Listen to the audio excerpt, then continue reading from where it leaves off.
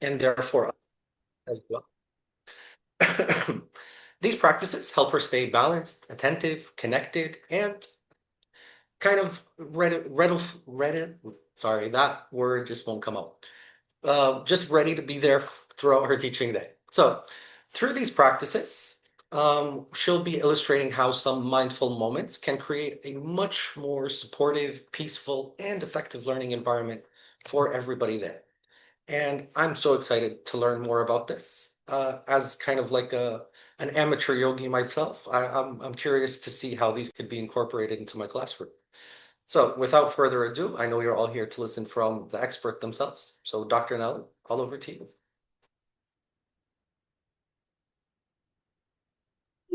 Thank you for that wonderful introduction, Aram, and thank you, Yusra, for the invitation. And thank you, everyone, my friends who are here. Really nice to see you and the familiar names there in the chat. Um, since this is a chat, nonetheless, I will screen share if you allow me. And I think I can. I think I can. Yusra, maybe you can add the presentation because for some reason I'll do it just a second, Nelly. I don't know. I don't see my yeah. We're currently seeing your whole screen as you share. Yeah, I know. No, I'm not screen sharing at all. Okay. I can even stop it. No worries. Aram, I'll If share. not, I'll try again. Let me try again. Or, For some reason it's not coming up, but let me try again. Aram, do you have WhatsApp I'll enabled? try again. I'll try again. It's just to have something in the background and for people to get a better feel for what we're doing here. So let me try again. No, it doesn't seem to. I can't get it to come up. That's okay. I can share it, Doctor. Host Yeah. tools, share settings. Yeah, I can't go beyond my screen. But I can share it in the chat too, if that's okay. There, I think something's coming up.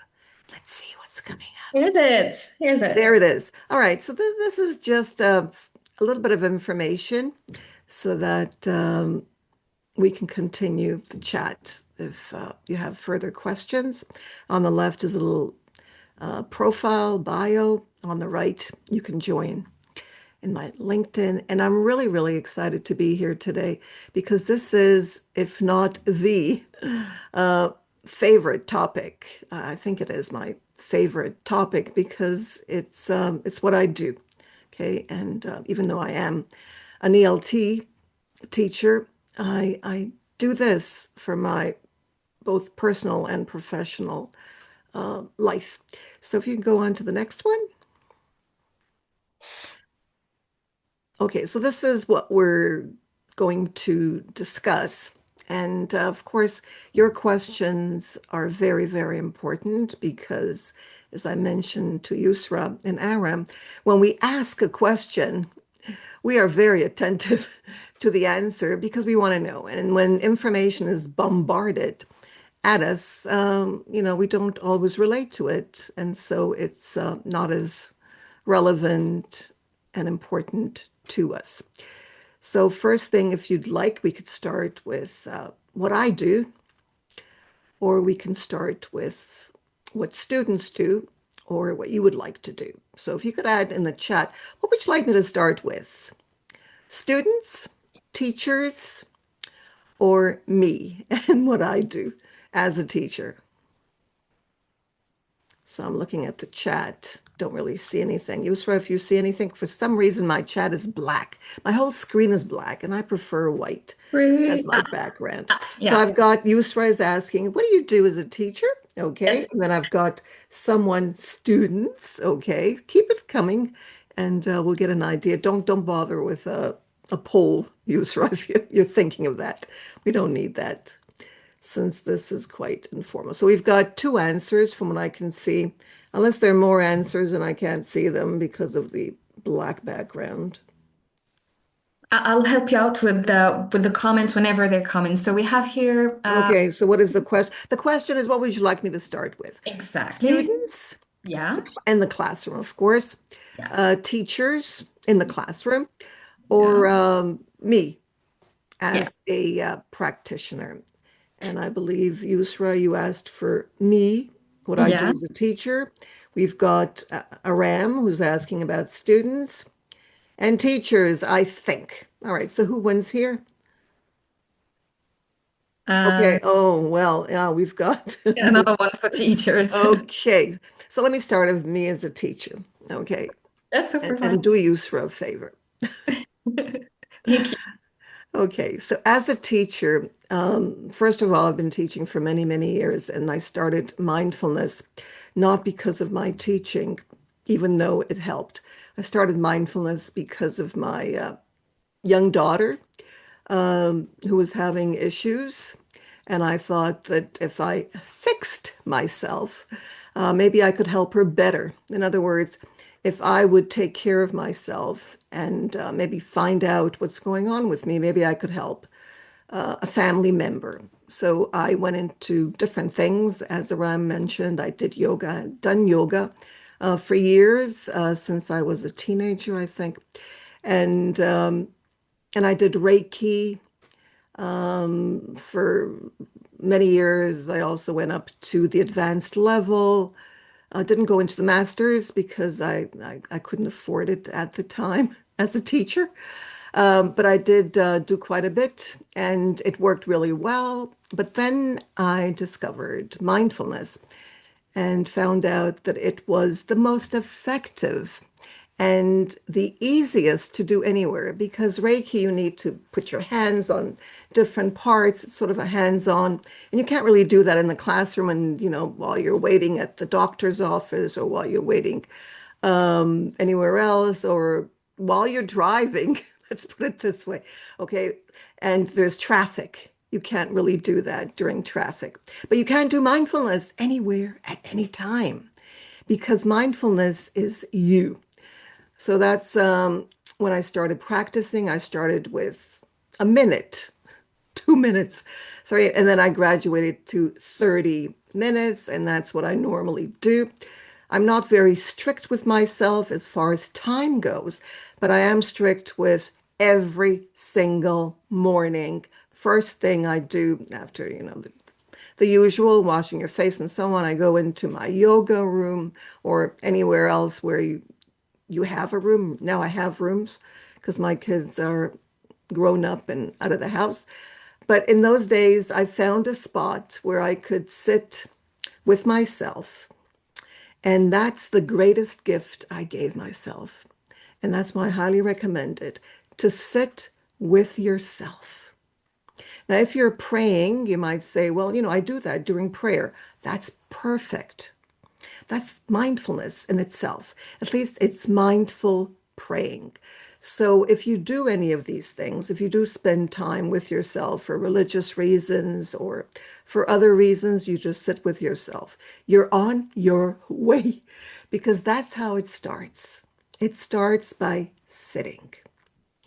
You sit with yourself as you see in the photo in the center, but you don't have to sit in that format. You don't have to sit in a lotus, which I do because I like it. I'm flexible. But if you're not, you don't need to sit like that. You sit on a chair and your hands generally on your lap. And you can go to the next slide. I think there's an image of that. So you get an idea that you can do this in your classrooms as well. So after I started practicing on a daily basis, you know what teachers do when they learn something? They try it with their students. So that's exactly what I did with my high school students. I started with them. And at first, I didn't call it mindfulness. I didn't call it meditation. I just called it, let's do some relaxation exercises. And I asked them, do you want to? Yes, they were so happy. Of course, who doesn't want to relax, right? Especially high school kids, but even younger kids are very happy to do anything other than use their books. So they said yes. And I said, wonderful. Okay. And I told them what to do. And I did this in English. they didn't have to understand every single word.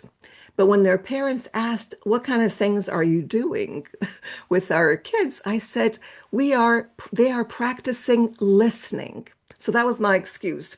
I am practicing listening with them. They're listening to my instructions and they're doing relaxation exercises. And everybody was fine with it. Nobody thought of religion or anything that would harm their children or indoctrinate them in any way.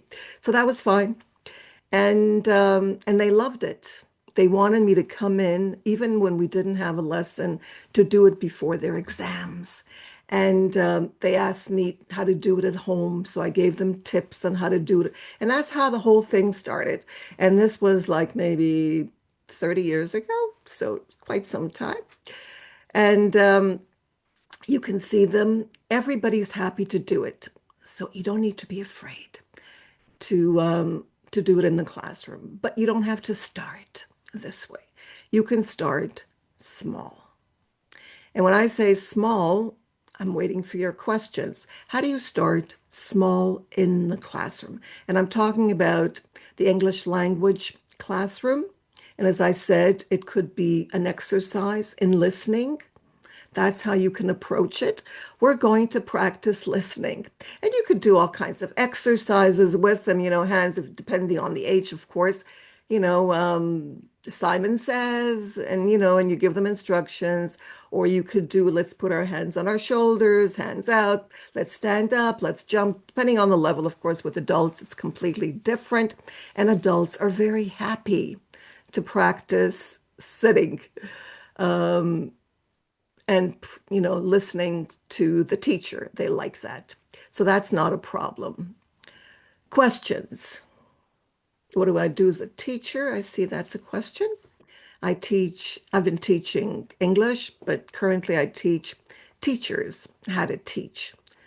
So I no longer teach young learners or adult learners the language itself, but I did do that for about 40 years.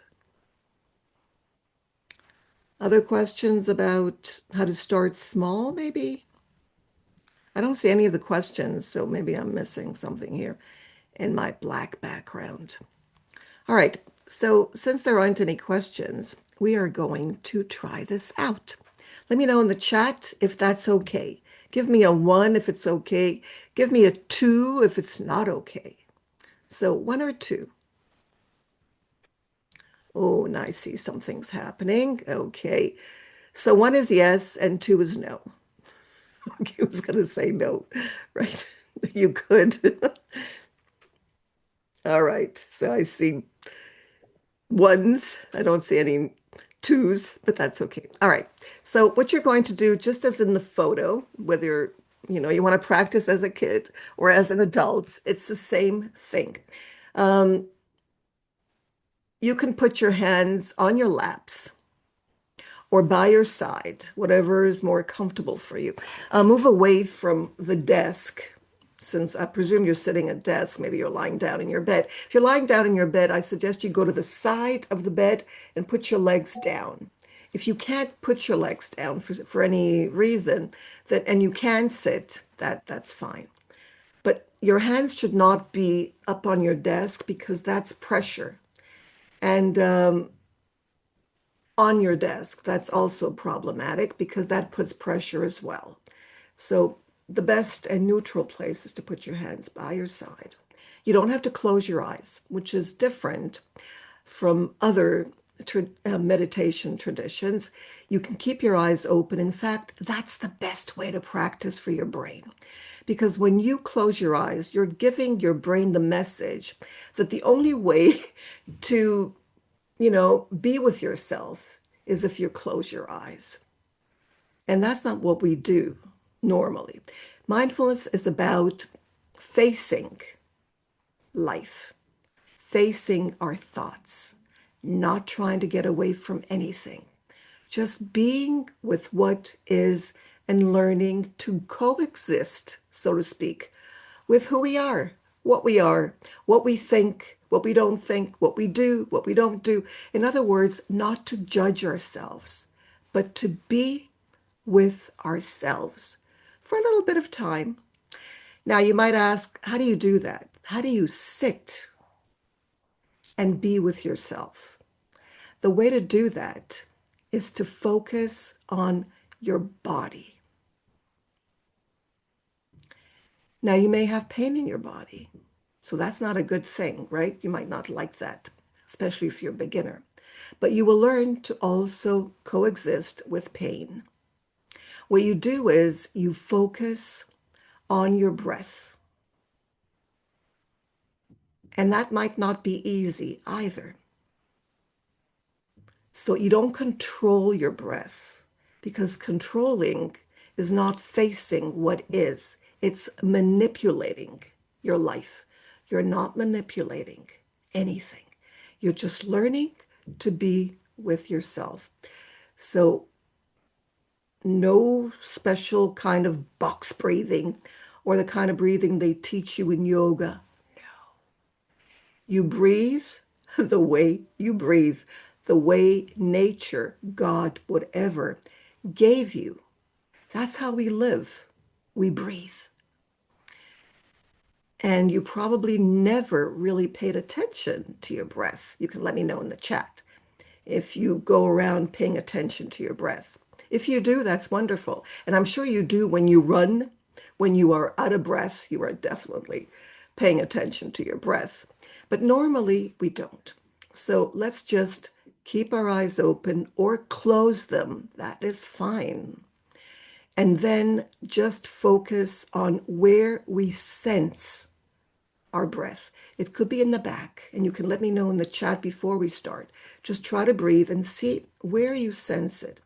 Is it under your nose, your nostrils, your heart, your chest, your back, your legs, anywhere in your body? But it has to be in your body. You can't be somewhere else. We're here in our bodies. So just for a second,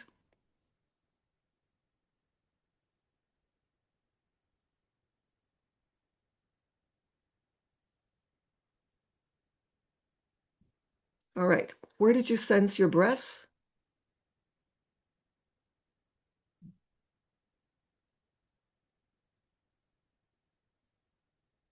I'm looking at the chat. If you could share with us, and then we will start.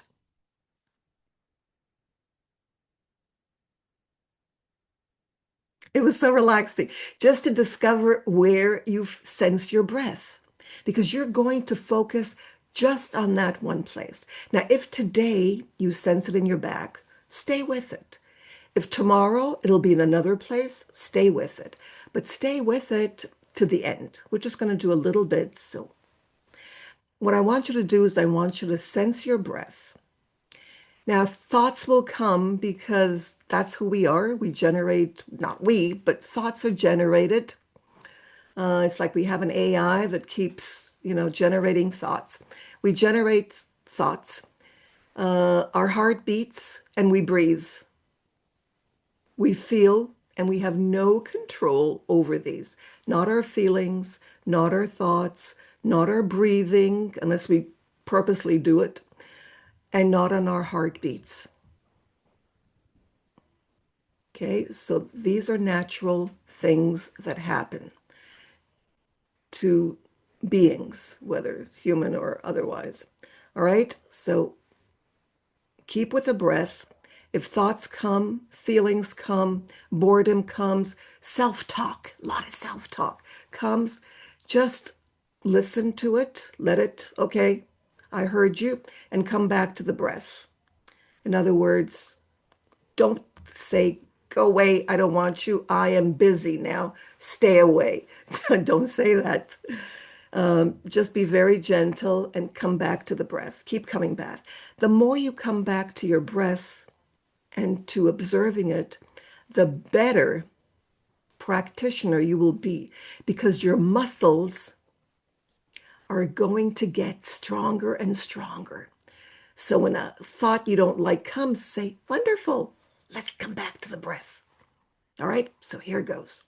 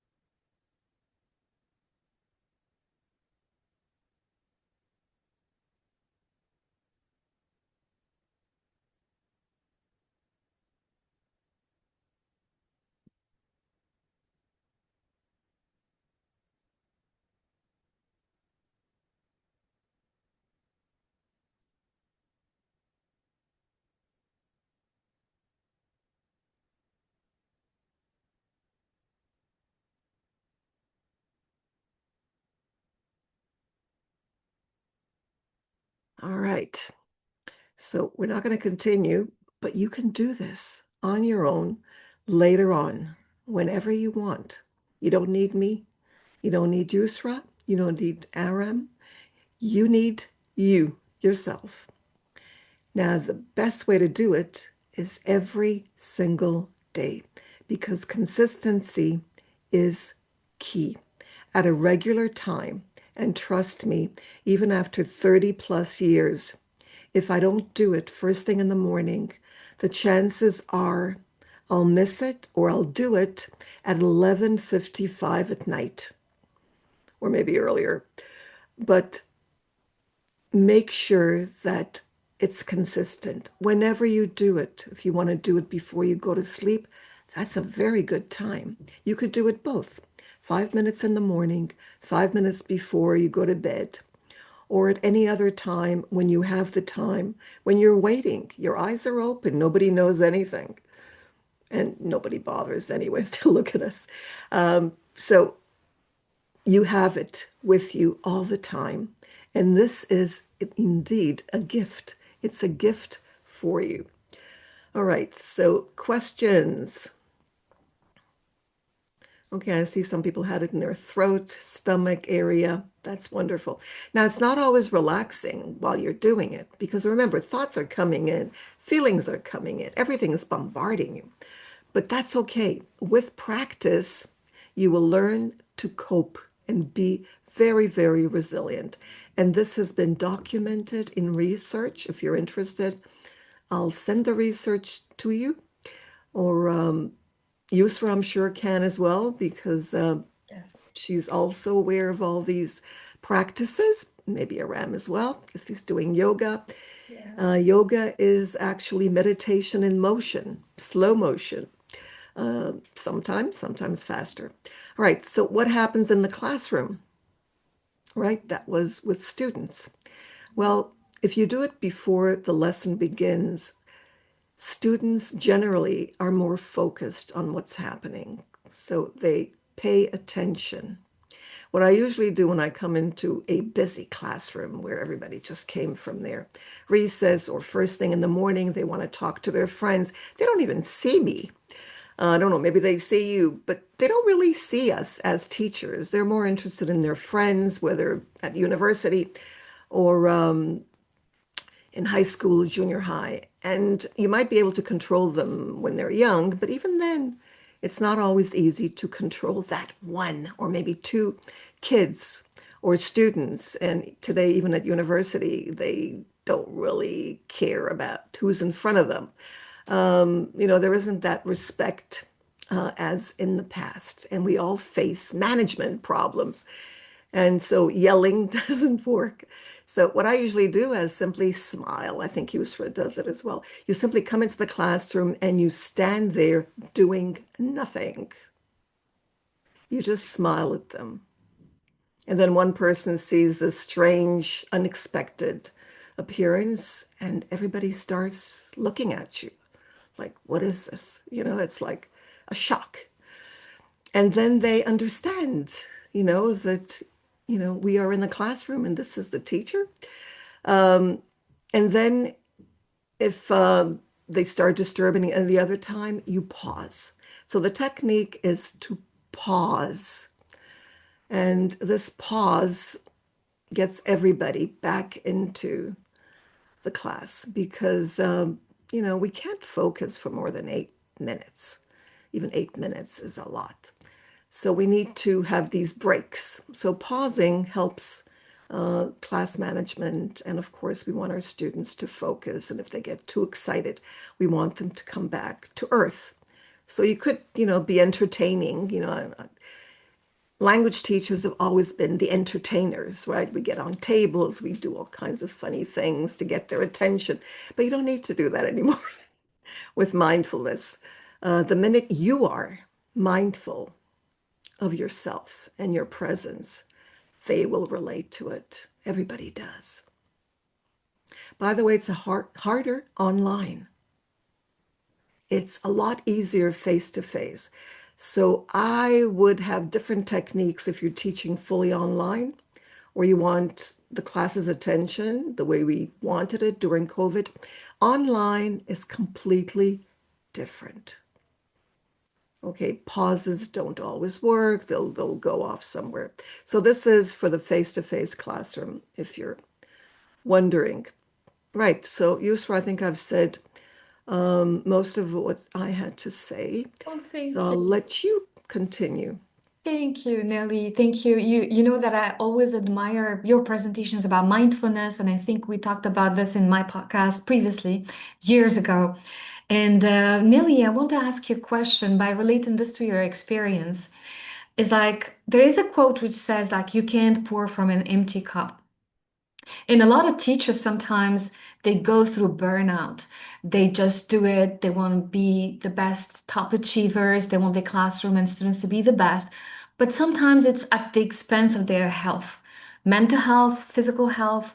So is there any particular maybe routine or like all of us, we do yoga and regardless of the culture, everyone has their own way of kind of press on the reset button. But for teachers, how do you address burnout, Nelly, by linking it to mindfulness? Is there, let's say, an open door that we can maybe Great go through? question. Yeah, yeah. Thank you, Nelly. Great. Excellent question. And I went through burnout, but my solution was technology in those days. But no, the answer is mindfulness, and I'll tell you why. And this has been documented. The happiest person on earth was checked through an MRI, his brain. There was not just a brain scan, but MRI scan, and they learned that not just he, but he came out number one. Mindfulness makes you happy. And that's part of burnout. Burnout is not being satisfied. You might have to work because you need to earn a living. This is the only job you have. I mean, there are a lot of reasons why teachers sometimes go on teaching. They have no choice, even though they're not happy with their administration, they're not happy with the students, they're not happy with themselves, they're not sure what they want. At various ages, we all go through it, as teachers. And by practicing mindfulness, you become a lot happier. It's true. It changes your brain. It really does. And as I said, this has been documented. 10 minutes of mindfulness, of just being with yourself and paying attention to your breath. That's all you need to do. Or your body, if you can't, if it's difficult for you, just paying attention to your hands or your legs or any part of your body. It's just focusing on your physical self. The breath is the easiest, but if it's not, catch something in your body. It makes you happy. 10 minutes a day changes your brain. So imagine something that actually changes the quality of your brain. You're happier, and I don't mean happier like, oh, wonderful, you got a promotion, that kind of happiness. I'm not talking about that. I'm not talking about the temporary happiness. I'm talking about a sense of joy with yourself, with your life. You only see, and this has been documented as well, you only see positive things. You've got Barbara Fredrickson. I'm sure everybody's read Barbara Fredrickson. We all have to do it at university. And as teachers later on, she documented this, how mindfulness actually causes this positivity where you don't see things and then you might say, well, that's not reality. It is reality. Is reality seeing only the bad things, feeling bad because something is bad? Is that reality? Is that how we want to live? Because bad things happen. I should feel bad and really bad. I mean, what does that do? Does it make the situation better? Not really. So you could feel bad, but you've got to see the positivity even in the worst circumstances. And that's how people survive. So being able to be resilient and not to carry that load of burnout. I hate this. I hate this. This is terrible. I don't want to go on with this. I want this to, it's not doing any good. But when you do mindfulness and you feel a sense of happiness and joy with yourself, you can think of alternatives. You can't think when you're frustrated and negative. You can't see a way out. You're stuck, and that's the burnout. It's being stuck. So to get unstuck, sit with yourself. With that unstuckness, that's when you sit. You don't sit when you feel great. I mean, you can, of course, when you feel great. But when you need mindfulness the most is when you feel at your lowest. That's when you sit. And that's the hard thing to do because we like, this kind of this joy of being miserable. It's like, oh, it's so wonderful to be miserable. I can complain to everybody. We learn to love it. And we all do, it's not like this is who we are. So we need to change our brain. Maybe the next question can be Nellie, and here I'm asking everybody present here with us. Oh, I see Plamen is here too. It's so nice to see everybody. Great to Yeah, see you. and if it's possible, please, just like last time, if you can turn on your cameras, that would be more than amazing so that we can have the interaction we usually have it. So don't be shy. It's like whenever you have the chance to turn on your camera, please feel free to do it. And Yeah, I'm here, opening the gallery so we can see everybody. You can open the everybody, gallery and then you can see us all. yes, yes. We see Good to see Plamen. you, Plamen. Merry Christmas there. Hello. I can see the decorations. I have a So this question, Meg. yeah, question, go ahead. Yeah, Adam. Well, we kind of learned in our teacher trainings that the way we introduce an activity to our students is probably what most matters more than the activity. Based on that, how would you introduce mindfulness to your students? How would you guide them through the activity for them to kind of not only accept it, but understand why they're doing this? Because Well, it telling a depends on student the you have to be age. silent is. It depends on the age, of course, as I mentioned, Mm, whether they're teenagers are not as receptive. Maybe these days they will be, because things are changing, of course, because of TikTok and, all the social media that they're exposed to. But it depends on the class. I mhm. mean, we as teachers, we sense our students, but sometimes we're afraid. You're right. Sometimes we think, well, they're not going to accept this. And so we don't try it. I Mm, suggest trying it, learning with your students. In other words, today I'm going to try something that I've never done before in the classroom. They love honesty. So being yeah. honest with them, I've never done this in the classroom. Would you like to try something? They'll say yes, of course.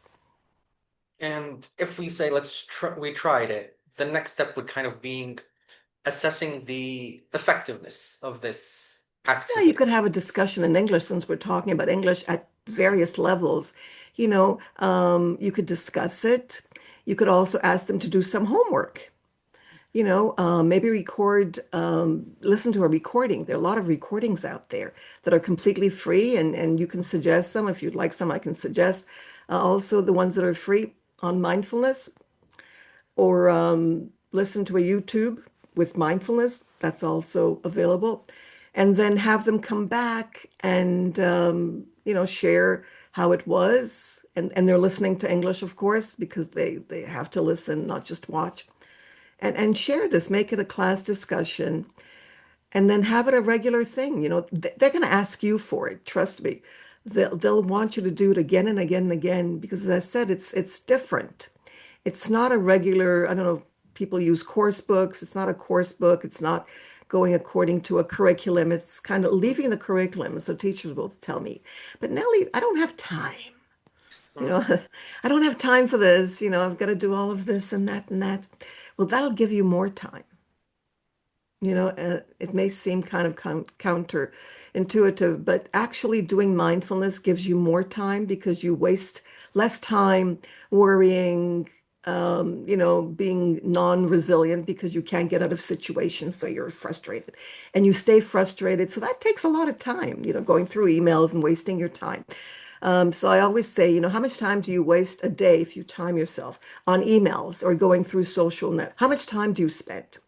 Well, if you take just 5 minutes of that, 10 minutes of that, and give it to yourself, just try it and see what happens for a week. Try it for a week or for a month.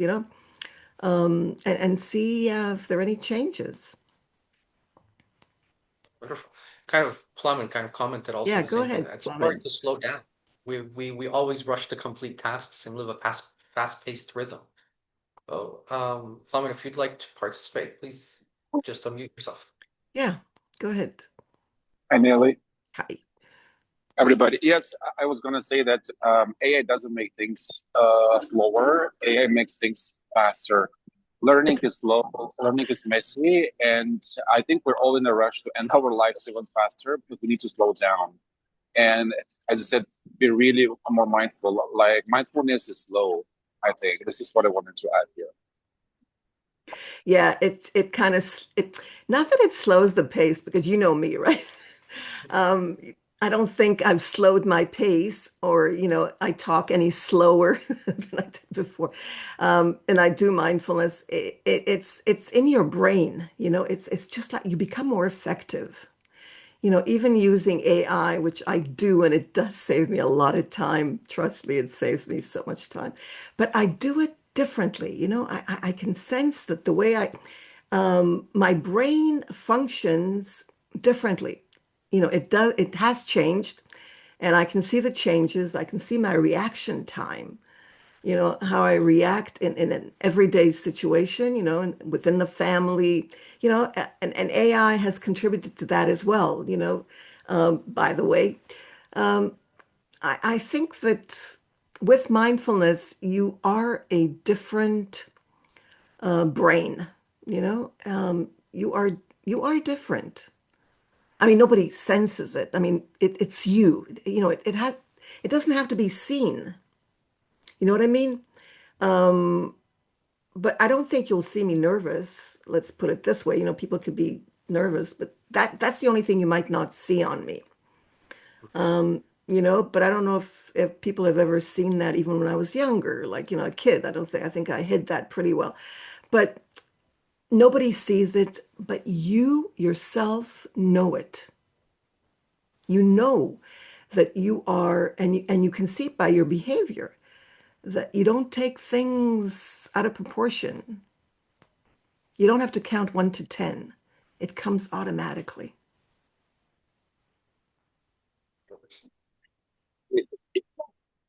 We may add something here, Nelly. I actually remembered something that I learned in Egypt. Maybe our Egyptian friends can help me here. In Egyptian, they say there is no blessing in time. ما فيش بركة في الوقت, which means that we don't always appreciate how blessed we might be. We don't like we think of time as a temporal phenomenon, but time is so much more than that. I think it has different layers and complexities, uh, and we don't always, as I said, we don't always remember what it means to be alive, maybe, and have all of the issues, but also challenges, and that kind of contributes to our sense of time and why we all have this feeling that time flies fast. If that makes sense. Yeah. It reminds me when people used to ask me, talking about 10 years ago, maybe more, they used to ask, Nellie, how come you have so much time? I mean, why, how do you manage with time?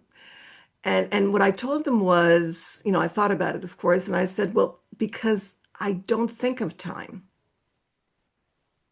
If you think of time, it's going to go.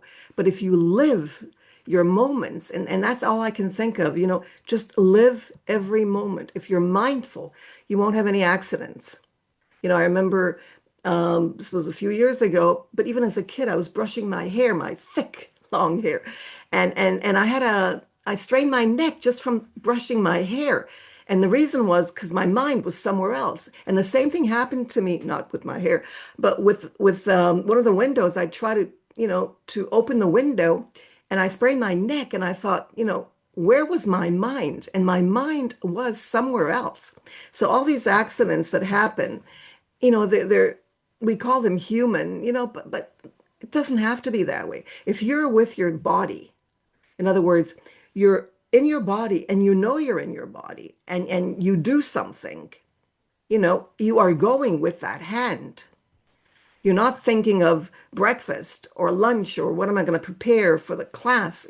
You're not, your mind is not everywhere. It's with your body. So you're always focused on your body. You walk with your body so you don't trip. Why would you trip? Even if there's something there. I mean, we are built with with the reptilian brain that has this amazing intuition to save us from falling, unless we've got a, biological condition or something. But we don't need to fall. We don't need to break a glass. These days I can, if something is about to fall, does it break for you? Something is about to fall. Will it break? You see something, because you handle too many things. You have too many things in your hand, and you see that glass or that plate going, and you think, oh, it's gonna fall. Does it fall, or do you grab it before it falls? If you do mindfulness, you grab it, or you stop the fall from happening. That's how powerful it is. It's not a trick. It's just a brain development that works. The minute you're focused to your body, it works. And, I'm thinking, since you mentioned Egypt, I'm thinking of something that I do because I also do exercise on a regular basis. I put my head down on the floor, on the mat, in a position of prayers you know, in, in Muslims, right? The Muslims put their heads down to pray, right? Now, have you ever thought of that position? If I don't know if you're Muslim or if your head down, you know how relaxing and how focused to your body, how present you are when you do that? Also, the blood circulation, Nelly, it was proven that sujood, we call it, is like the prayer position. Yep. The blood comes better, to the brain if we in certain positions. And the Jews, they have this, the Orthodox, they have it as well. So in several, and we have it in Yeah, Europe. exactly. Exactly. Because look, it's not that we're smarter. We're not, well, we're definitely not smarter, even though we're developing different things. But, even the Greeks had these ideas of being present. And before the Greeks, I'm talking about the Greeks because, other religions came after and even before they had ideas and we've that are amazing. I'm amazed by this. How did they know this? And the fact that they thought about it, I mean, they had the answers. And so mindfulness is not new. Being mindful is not new. Being present in your body is definitely, thousands of years old. It's not new. So it's not, it's just that we have forgotten. So if you're, following a religion and you do this, that's wonderful because you are at least, I don't know, whatever religion you're at least there at least once a day, 4 times a day, 5 times a day. I don't know how many times. So that contributes to your well-being. Or if you're praying, they've even proven that prayer has, but again, prayer, putting the hands out. I mean, all these symbols are so powerful. You are focusing on your hands. That's your body. So if you're not one of these religious people, you just do mindfulness. And if you are, you can contribute to making it even better. In other words, you could be a better, at your culture, whatever, at praying, you're not thinking about other things while you're praying, which is going to take you away from the value of whatever your religion you're practicing. And by the way, I don't practice any religions. So, I'm not in that position, so I'm not promoting this. And when I go into the classroom, I make that clear that I don't come, you asked about the question, how do we reach our students? I make that clear for them and for their parents, because sometimes I also need their parents as young learners, their parents' permission that this is just a physical exercise for the mind, for the brain. Okay, it's a physical exercise. What is it? You're not doing anything that's, indoctrinating young people or anyone else. And this Definitely. wasn't the case many years ago. Now I think people are more open to new ideas. They know about mindfulness. They don't think that it's Buddhism because it's not. And by the way, Buddhism is not even a religion. They don't the way it was set out to be. So there are a lot of fallacies around, and anyone who's interested, I suggest you try it. and don't be afraid. Practice mindfulness before you do so that you're not afraid. And if you're afraid, that's okay. It's okay to be afraid. Wonderful. Great. Would you like to hear from Akman? Yes, his hand raised. Akman, you can go ahead, unmute yourself. It needs to, yeah. Hello, everyone. Can you hear me? Yep. First of all, thank you very much for this informative session. So I have a comment and a question. So I think we need mindfulness more than ever before because many students now suffer from ADHD to different degree. I know they are not like diagnosed with it, but to a certain extent they have ADHD. I can realize this, or I can observe this in my classroom, and this is like an apparent reason is the overuse of social media platforms, and now it's getting difficult with time since many students have become oblivious like to their surroundings and are more anxious, and they crave immediate reward. I know this is a double-edged sword since they crave immediate reward. So my question is, how can we make mindfulness a rewarding activity for students so that they crave mindfulness more? Yeah, that's a great question because it's the opposite of what they do, as Plamen mentioned. It's slowing down, and they don't want to slow down because they need that fix, and the fix comes from the screen. We all have this, ADHD or ADD addiction to the screen. We're all, I don't know if it's the phone, that we have beside us all the time. I mean, I see members of my family who watch television, but they don't really watch TV. The TV's on, but they're on their phones, basically learning things, which is wonderful. It's wonderful that we're learning different things and we're going from one thing to the other. If students were to do this, it would be great, right? If they were actually learning, but they're not. They're on TikTok where they're getting misinformation, and they can't get off it because they keep being shown things. They become very much addicted where they can't leave it. It's got them hooked, and there are ways. I mean, they do this on purpose. I mean, the businesses want us to be hooked and to stay there and not leave. So in the classroom, their minds are racing because they don't have their phones. I don't know if in your school they're allowed. In many schools, like in Australia, for example, that's it. It's been banned. You know that they can't bring it to school. It's almost against the law. You're not allowed. I don't know what the conditions are, but in other countries in Europe and other places are also adopting this and not allowing it, but they still do it in their free time, and they're not sleeping. They come to class and they didn't sleep. They stayed up till 4 o'clock because it takes time to rewind from the screen. It takes at least 2 hours, sometimes longer, and they go straight to bed with the phone next to them. So it's and they don't eat well, of course, and coming to class with only 5 hours of sleep, they're a danger to themselves, to others, and it's a horrible situation. So how to get them hooked, as you said, is to do it in class. Before the class begins, you start with this. This is your ritual. Okay? And this is what I did with my junior high, 12 to 15-year-olds before COVID, during COVID. Okay, so it's not that long time ago. I would put them, they would sit in a circle.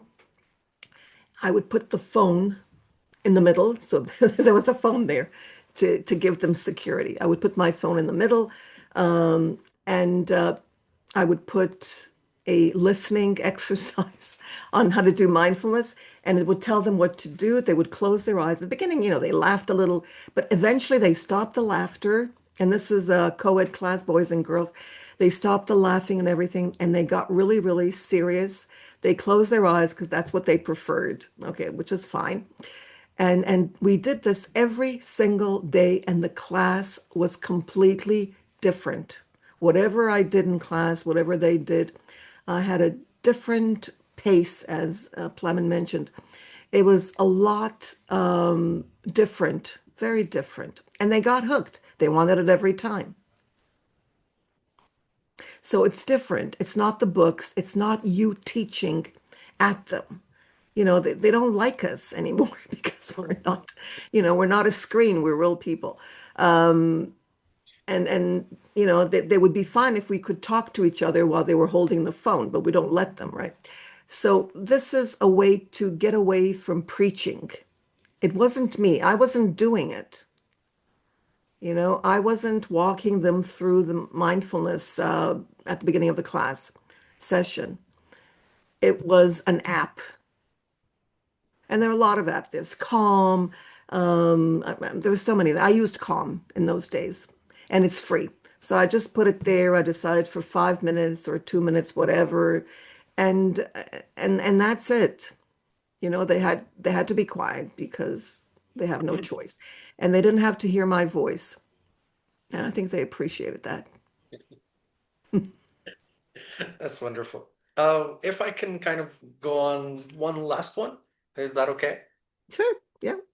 Kind of like we said, we kind of paid homage to the old, but thinking about the new, thinking about the future. Like you said, there's been a lot of migration onto Zoom classes or, online classes just in general. And you mentioned that those practices would kind of differ from face-to-face to online. What's something maybe you can help us with for, our online teachers? How could they practice mindfulness with their students? Well, I've done this, just like we did before. Um, I would have them not face the screen, first of all. I don't know if, because while you were doing it, I know everybody who's here who did it, when we did the couple of minutes of mindfulness, I looked at the screen and it just, it Distracting a little bit. counter it just didn't feel right. So I would have them, turn to the side or something else. Get away from the screen. I had people sit on the floor. I mean, students sit on the floor or move away completely and just listen. If they have a headset, they might, or if they're on their phone, it's perfect because they just put in the headsets and they just sit by the side, and that's fine. Um, I think that's probably the best way to do it before a class, to start a class that way. And people get used, students people in general get used to, if you keep doing the same thing, that consistency, as I said, also to automate is really, really important. Don't just do it once and leave it. No, keep doing it. Do it, do it, do it, do it until it becomes a habit. And they will learn to love it because mindfulness has this brain change that affects them and they'll be happy. They'll get hooked. Once you start mindfulness, you don't want to stop. I mean, once you start the actual formal meditation, you don't want to stop because it feels good. You might have thoughts and feelings that aren't, positive and maybe even upsetting, but the actual being with yourself makes people happy if they would just try it. Sure, sure, 100%. Dr. Wali, please go ahead. Yes, hello everyone. Hello, Dr. Hi Nelly. there, Walid. Thank you for this amazing session. Thank you. I'm really happy to have you today, and it's actually great. I mean, everything you mentioned is really insightful. I have a very quick question related to, that this time of the year, our students are going through the exams, and many of them are actually feeling stressed. Not only the students, but also parents are also feeling stressed. As an instructor and as a parent, I feel it with my students. I have some students complaining about, being unable to sleep. I mean, studying too much, and then the next morning they forget everything. I have the same thing. My son is studying medicine in Egypt, and he's been studying like 12 and 13 hours a day, and he still cannot remember, most of the things that he studied. He hasn't been sleeping well. Is there a way that we can like change the way of their life or reduce the stress that they have, especially during these times of exams? Yeah, you could do a family mindfulness session with a phone in the middle if you like. Okay. Guided mindfulness. There is such a thing, guided. It doesn't have to be guided. Later on you learn not to have guided, but at the beginning, it's a good way to start with your students and families and encourage this. If you bring it up, you ask how to introduce it as a way to lower stress or as a way to relax. Sleep better, of course, if you do it before you go to sleep as well.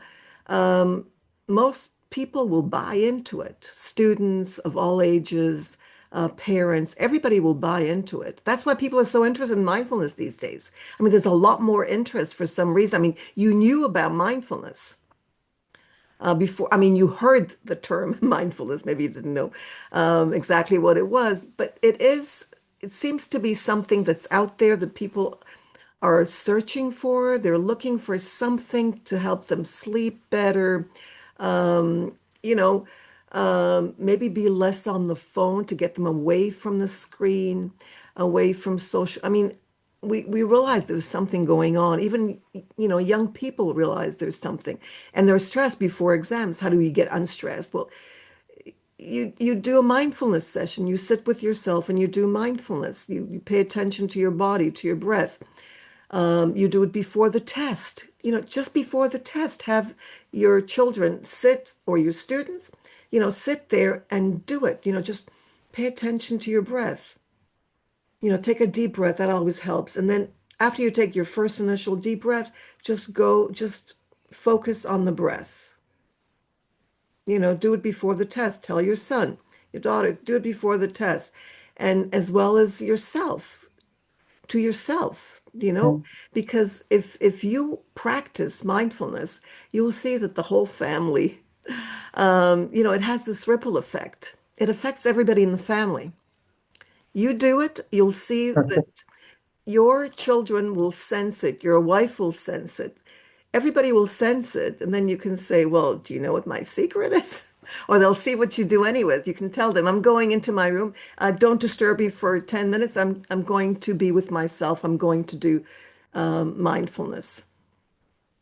It's So be a being, model. yeah, exactly. No, but it's more than a role model because it'll change you. You'll actually change. And they'll Yeah. feel this. People sense when someone is present. If you meet someone and you talk to them, and your brain, your mind is racing and you're everywhere but not there. You're not in the classroom with your teacher. You're not focusing on your mind just races. You're not there. If you're not there, your mind is not going to absorb anything. But if you are, you'll be able to, pick up cues, pick up information, pick up what's relevant, not just nonsense. Okay.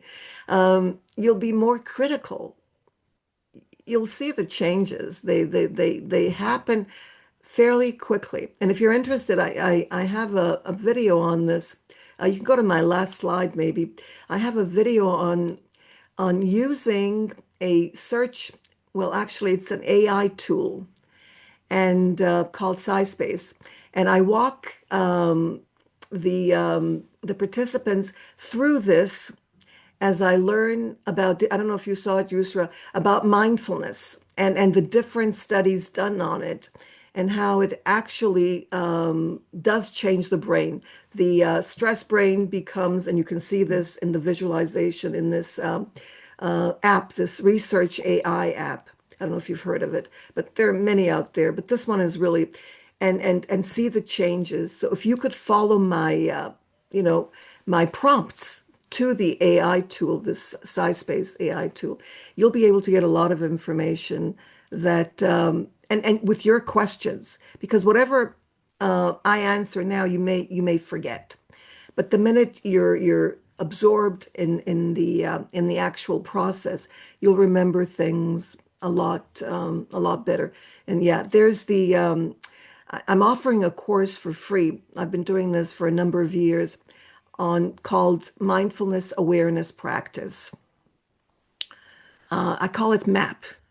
Animals are born with a map. They know where to get their food, what to do, everything. Humans don't have a blueprint. They don't have a map. We don't know how to behave. We don't know what's good for us.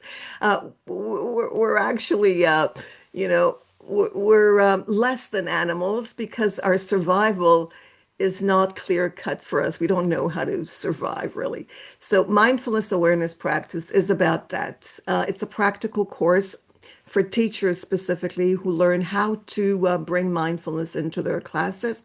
It's every year in April 1st to the 30th. There's the QR code if you're not on your phone. If you're on your phone, Yusra, can you share the link to the presentation? You can I'll click share on the image. Yeah, thank you. Click on the image and it'll give you the site where you can find the course. 100%.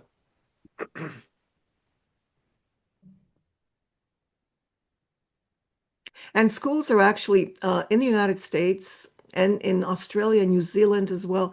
They have programs. I also read somewhere here, I think Deepika mentioned it, that in India as well, they're bringing in mindfulness into the schools, into the elementary schools as well as for older students and universities. It's a big deal for universities nowadays as well, because just as Waleed mentioned, they are aware of what's going on and the fact that, you know, students are not getting enough sleep and they're not getting the information, which is why, they try to find the easy way by plagiarizing as much as they can, unfortunately. Thanks very much. Thank you. Thank you, Yusra, for sharing the power of breath. Yes. I love actually yoga, and I have an anecdote. It's like something to tell about my CELTA training, but yet at the end, it was something fun to share about yoga and what we did. Yeah, yoga, Maybe is after, everything. yeah, But you can't do yoga when, at the doctor's office while you're waiting course, or, in a restaurant before you start disclaimer eating, is like, before you yeah. start eating, or at school in front of the students. So, yeah. So that's where mindfulness, because yoga is mindfulness. I mean, when you practice, you're doing mindful. You are mindful. You have to be, otherwise you won't be able to do anything really. 100%. But there's no control. You have to remember this, no control in mindfulness. You don't control anything, not your breath or your thoughts or anything. Wonderful. Doctor, do we still have time to hear from, I think, Shoaira? I don't want to butcher that pronunciation. And Otman also wants to comment. Do you still have time for that? Sure. Okay, wonderful. I say sure, but I hope my husband agrees with me.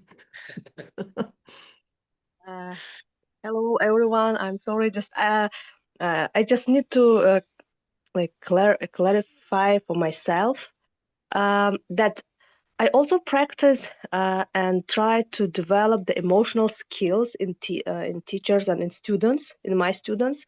So are those practices like yoga and the practices for mindfulness also will be helpful for developing like self-aware? Of course, yes. I think for self-awareness component it will be okay. But what about like social skills and self-motivation? Exactly. Exactly. Yeah, That's what happens. That's what happens because the minute you become aware of yourself, first of all, aware of your body, and the fact that your body does different things, you walk, you learn to eat, and pay attention to the food, pay attention to, when you're washing the dishes or when you pay attention to everything. The minute you become aware of yourself, you learn to also recognize social cues, and you're not as judgmental. You're more accepting of other people, which is a very important social skill that most kids nowadays and adults as well, of course, lack. yeah, Okay, we're yes, not. Um, you know, with social networks, I think we're getting really bad at it.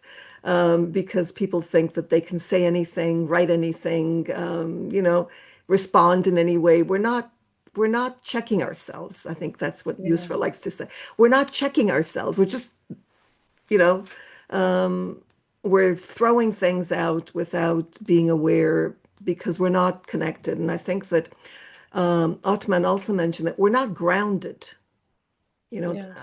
Maybe Walid, you also suggested this. We need to be grounded. Our kids need to be grounded. We need to come down, Yeah. from being too hyper. Yes. Yes. Because Thank we're you. all Thank you so hyper, much. right? Mhm. It's not just the kids. It's not just the kids in class. It's also the teachers are hyper. Yes, first of all, the teachers. Yeah. Thank you so much. Yeah. Thank you. Thank you. Hello again. My point is actually kind of related to Ms. Shoira. I hope I'm pronouncing her name correctly. What I want to say is that we should say not enough, but somehow enough with hard skills. And like we should integrate some soft skills, maybe at school or in different milieus, because normally our students, I'm focused on my students because I'm a teacher. So our students are bombarded with information, are bombarded with hard skills, and they always feel in a rush to meet dates or accumulate information. So actually what we need to open the way or open the gate to like mindfulness, to meditation, to become part of our life is to integrate soft skills. For example, how to prioritize tasks. When you prioritize tasks, you kind of minimize or mitigate your stress. And maybe, for example, how to manage your time, because when you know how to manage your time, how to prioritize tasks, you kind of become less stressed, less anxious, and you become mindful without even knowing that. And mindfulness becomes part of your life. So if you focus only on the hard skills, like you have everything, you are bombarded with information and you are always in a rush. Even if you practice mindfulness for a specific, like for a moment, then you go back to stress. Oh my God, I have to meet this date. My teacher will like punish me for not doing my homework, etc. So that's why the soft skills are as important as hard skills, if not more. Exactly. We need to come back to ourselves instead of just absorbing.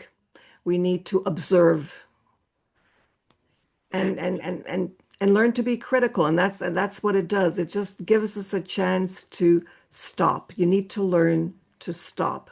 And you know, I remember in the old days when kids used, I'm bored, I'm bored, I'm bored. We used to hear this. We hear it today too, right? I'm bored, I can't, this is so boring.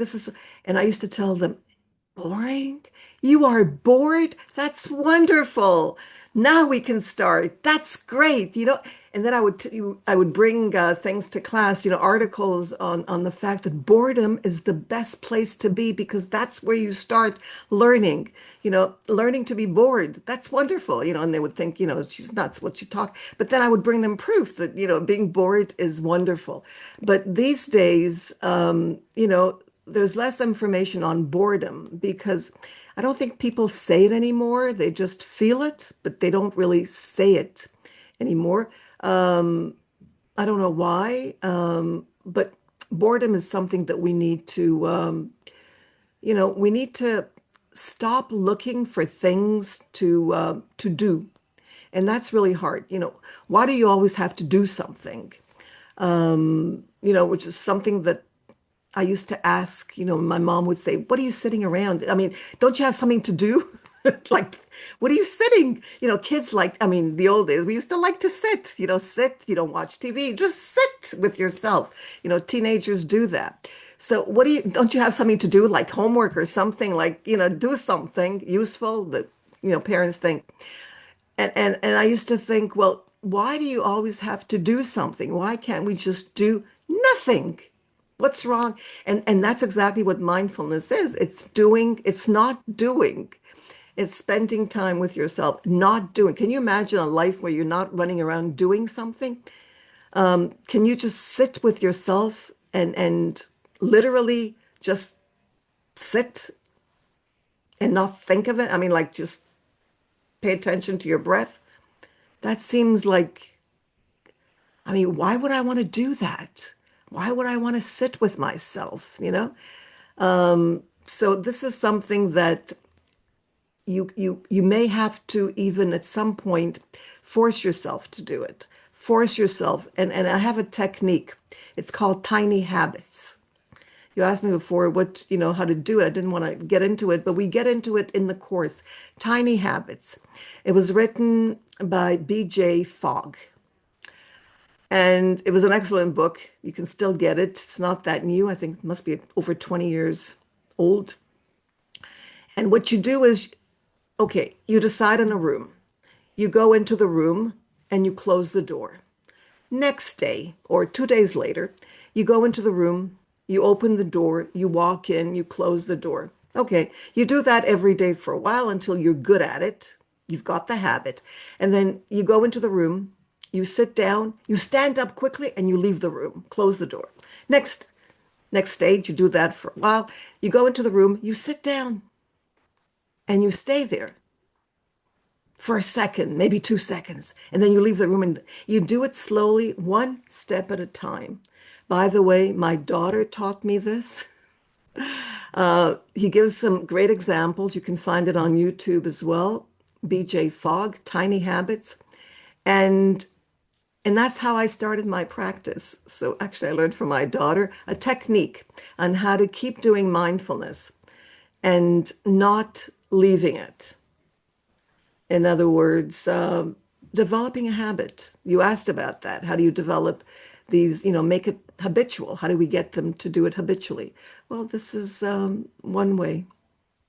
Walid, you're all pink purplish. I don't know why. I think it's No, I think creepy. you decided to be pink. I think you can do that Happy. on Zoom, can't you? He's happy. There are all kinds of things that you can do. All right.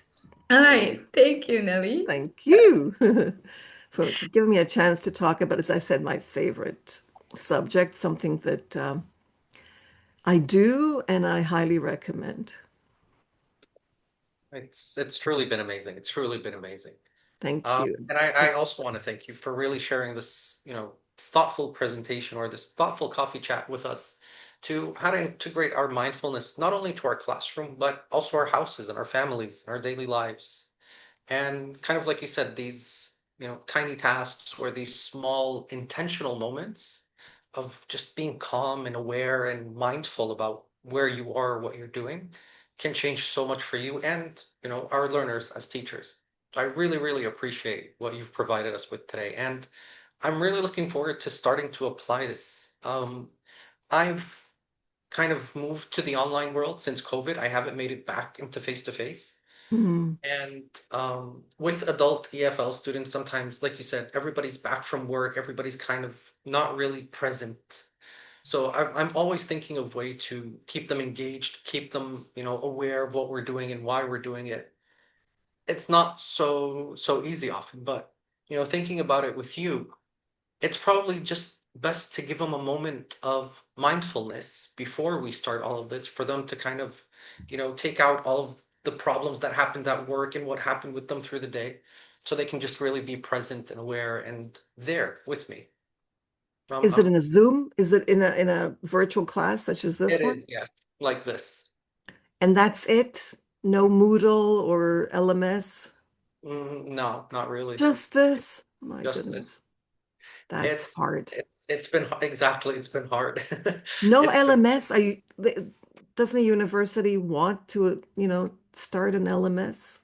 Yeah, they want to, but in the process of, making and perfecting and all of that, it's been a long time, and it just keeps getting harder for us to It's sustain. it's it's impossible, to tell you the Yeah, truth.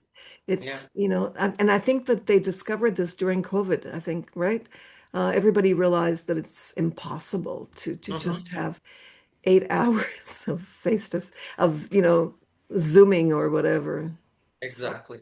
That's why I'm hoping maybe, through what I've learned with you today, I can well, start try applying the it. try the course if you can come into the course and take the course to see. It's only 4 weeks. I It's a lot of definitely work. Uh, I t- definitely to hope so. see if you can come up with ideas and start mindfulness yourself. I think that you will come up with lots of amazing ideas that you can share with the rest of us.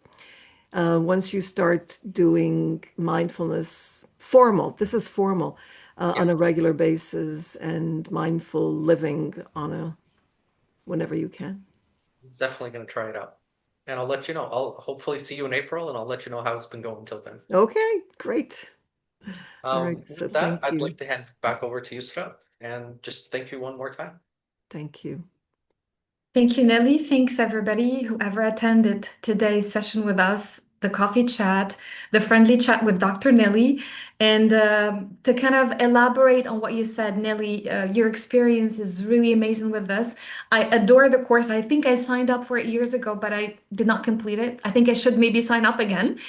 And discovering who we are, discovering what makes us feel good. It's amazing. What I can really sometimes do is like sometimes I take off my shoes and ground myself, be it on the beach, be it in nature, breathe well. Your brain needs oxygen. And as I said, you can't pour from an empty cup. So feel free to experiment, feel free to try new things, exercises.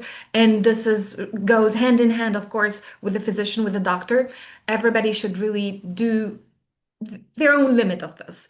It's like if something really is not recommended for your health, do not do it. It's amazing. Thank you, Nelly. Now we're joining mindfulness with technology as well, with AI, and I'm really looking forward to your course. And if any of the guests here, maybe if you have any questions before we wrap up,